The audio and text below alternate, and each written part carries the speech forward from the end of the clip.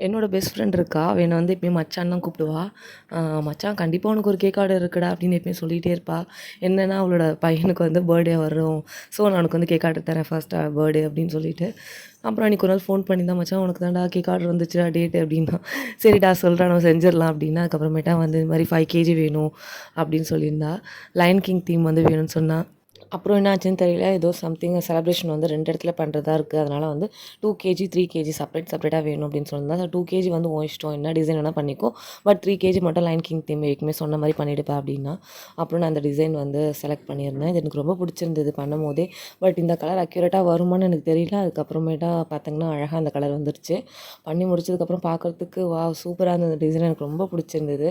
உங்களுக்கு இந்த டிசைன் பிடிச்சிருந்தா கண்டிப்பாக கமெண்ட் செக்ஷனில் வந்து சொல்லுங்கள். இதில் பார்த்தீங்கன்னா வந்து எதில் வந்து நேம் எழுதுறது வந்து ரொம்ப கன்ஃபியூஷனாக இருந்தது. அதுக்கப்புறம் சரி ஃபாண்டன்லேயே பண்ணலாம், அதுவே நல்லாயிருக்கும், கோல்டு டஸ்ட் வச்சு பெயிண்ட் பண்ணிக்கலாம் அப்படின்னு சொல்லிட்டு பண்ணியிருந்தேன். அட்லாஸ்ட் வந்து சூப்பராக வந்திருந்தது, அழகாக இருந்தது பார்க்குறதுக்கு கேக்கோட லுக்கே.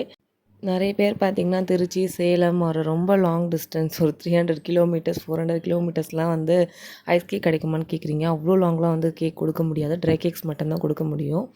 ஸோ இதோட பார்ட் 2 இருக்குது. பார்ட் 2 வந்து நான் நெக்ஸ்ட் வீடியோவில் அப்லோட் பண்ணுறேன். இதுக்கு மேலே இது அப்லோட் பண்ண முடியல, ரொம்ப லாங்காக இருக்குது. ஓகே ஃப்ரெண்ட்ஸ், பாய்.